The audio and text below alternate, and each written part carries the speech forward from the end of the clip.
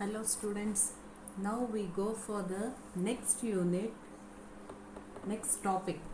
So this is hypothesis testing for two samples. Till now we have seen that you were taking samples from, that is only one sample from a population. Now here we move for two sample test. So the hypothesis test, that is based on the samples taken from two populations. Two populations is a two sample test. So you take the samples N1, N2. So N1 will be the sample from first population, N2 will be the sample taken from the second population. So now till now we have seen only one sample. Now we move for two sample test. That is when you take the samples from two populations and we compare their means or their proportions. So the two sample tests are conducted by drawing the samples from two different populations. So the procedure will be the same but a minor difference I will just explain. So here we wish to study the two populations. So the sampling distribution of the difference between two sample means. So you write this way. This is the mean of first sample, this is the mean of second sample. So here the mean of sampling distribution of difference between sample means, you write it as mu, that is the mean of sampling distribution. Previously we used mu x1 bar or mu h naught. Here you take the mean of sampling distribution of difference between sample means. So this hypothesis test is, you can also call it as test for difference between means.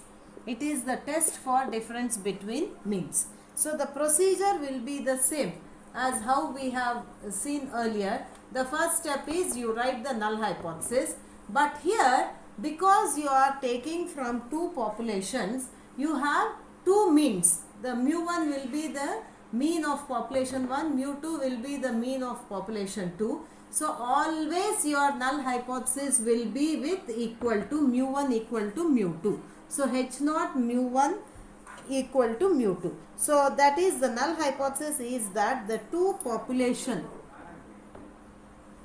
null hypothesis is that the two population parameters are same. Two population parameters are same. You write like this. So, or you can write the null hypothesis is that the mean of population 1 will be equal to the mean of population 2. Always null hypothesis will be equal to. So immediately I told you have to write the alternate hypothesis. So whenever you reject the null hypothesis, you need to accept something else. That something is alternate hypothesis. So same way, it will be either not equal to or greater than or less than. So you are based upon the problem, you have to decide what is the alternate hypothesis, and then you have to, from that you can say whether it is one tail or two tail or left or right. So next step, you have to draw the graph based upon the sample size. If it is big sample, normal table you take, and if it is a small sample, you take a t distribution. Same way you take the graph. Next step is standard error of difference between two means. This is the standard error of mean. Actually if it is one sample, you say standard error of mean. We used to write sigma x bar, but now it is the standard error of difference between two means. Difference between two means. This is the standard error. So this is the difference. The formula is given by sigma 1 square, square root of sigma 1 square by n1 plus sigma 2 square by n2. So here sigma 1 is the standard deviation of population 1, sigma 2 will be the standard deviation of population 2, n1 is the sample size from population 1, N2 will be the population size from sample 2. Next step is same way, standardizing the sample statistic. So this is a difference. Actually we used to write Z equal to x bar minus mu h naught by sigma x bar, but now same thing you compare here. Z equal to, instead of x bar you have two samples, means so it is x1 bar minus x2 bar. Always this is together. x1 etla తీసుకున్నామో same way you take it as x1 bar minus x2 bar, because this is difference between two means.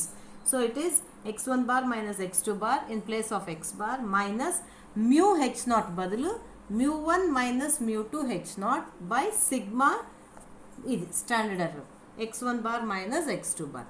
So based upon this Z and the graph whatever you get here, you compare and you have to decide accept or reject null hypothesis. So you decide whether to accept or reject the null hypothesis. This is your decision. So the same procedure what we have done earlier, but only you have the difference in calculating this Z. So this is mu1 minus mu2 h naught. In null hypothesis, because if it is always mu1 minus mu2, the difference between them will be 0. So here it will be 0 normally. Okavela if they say the first population is 2 more than the second, then this will be difference is 2. So like that you have to take, these are the two samples differences, and same way, and only standard error difference, e formula, this is the difference. The difference will be in calculating standard error and when you are representing null hypothesis with always equal to. So now we'll go for a problem and see how it works. So this is the problem given. Block Enterprises, a manufacturer of chips for computers, is in a process of deciding whether to replace its current semi-automated assembly line with fully automated assembly line. Block has gathered some information about hourly chip production, which is summarized in the following table. So this is the table data given here. So this is the table data. So he has given semi-automated line and automatic line. So state appropriate hypothesis to help block decide. So this is the values given, x bar, that is for semi-automatic line and for fully automatic line, and S and sample size n. S is the standard deviation here. You take it as standard deviation. S values are given. So this is the problem. You have to copy the problem, then we go for solution of this particular problem. So this is the data given. So that is mean 198 and 206 and sample deviation 3229, n is 150 200. So now what is he asking? This is the following data and it would like to know whether it should upgrade its assembly line. There are two assembly lines. Block is a manufacturer of these lines, that is the cables. So they have semi-automatic line and automatic line. So now they want to replace this semi-automatic with fully automatic line. So now based on this data you have to check and you have to guide whether they can upgrade this semi-automatic to fully automatic line. So this is the data given. Now we'll move to the problem. So when you go for the problem here, first step, first you have to write what is given. So what is given here is, here Block is a manufacturer of chips and they are deciding whether to replace the semi-automatic line with fully automatic line, and they have gathered some information and now they have to decide whether to upgrade it or not. So here what you have to do is, let us suppose here for this you need to have two mu's, mu1 mu2. So let us assume that mu1, let us assume mu1 is the average hourly chip production. in average hourly chip production in semi-automated line, and same way mu2 is the average hourly chip production in fully automated line. So now normally we assume that H0 mu1 will be mu2. That means the meaning is, the null hypothesis is that the average hourly chip production is same in semi-automated and fully automated line. And then what he is asking you, he is asking whether you need to upgrade your line. That means upgrade means you have to increase semi-automated line to fully automated line. So mu1 is semi-automated, mu2 is fully automated. So normally here mu1 is less than mu2. They want to increase their production and check the efficiency. If it is efficient, they go for fully automated line. So mu1 will be always less than mu2. So in the next step you have to draw the graph. So because this sample, based upon the sample, it is 150, 200. This is a big sample size. So you need to take the Z table, normal distribution, and here this is left tail, and here alpha, if it is given as 0.02 in the problem. So this is left tail, so your rejection region will be to the left. So here this is 0.02, so the leftover is 0.48. I told this will be 0.5, half this side, half this side. So 0.2 is gone, 0.48. So now find Z at which value is 0.48. ekkadaithe 0.48 you have. So Z at which value approximately it is 2.05. At 2.05 is 0.48 approximately. Because this is to the left side, this will be minus 0.45. So Z value is minus 0.25 from the table.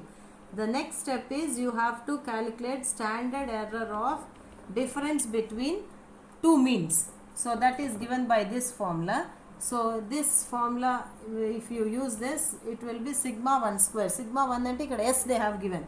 So it is 32 square by N1 square. N1 is 150. N1 plus, and next value is 29 square by 200. So calculate this, simplify, then you will get it as 3.32. So now we got sigma x1 bar minus x2 bar as 3.32, and the next step is you have to standardize the sample statistic. So that is Z equal to x1 bar minus x2 bar minus mu1 minus mu2 h0 by standard error, that is sigma x1 bar minus x2 bar. So x1 bar is from the table, it is 198 minus 206 minus mu1 minus mu2 h0. So here in the null hypothesis we have assumed both are same. There is no difference between them. So this will be normally 0 by 3.32, which you have calculated here. So this will come to minus 2.41. Minus 2.41 and it's minus 2.05. 41 will come into the rejection region. So your decision is you reject. Minus 2.4 is in the rejection region. So we reject null hypothesis. We reject null hypothesis and conclude that block has to upgrade. So this is the problem. So I will send this problem also, workload problem also, so that you can make step by step notes.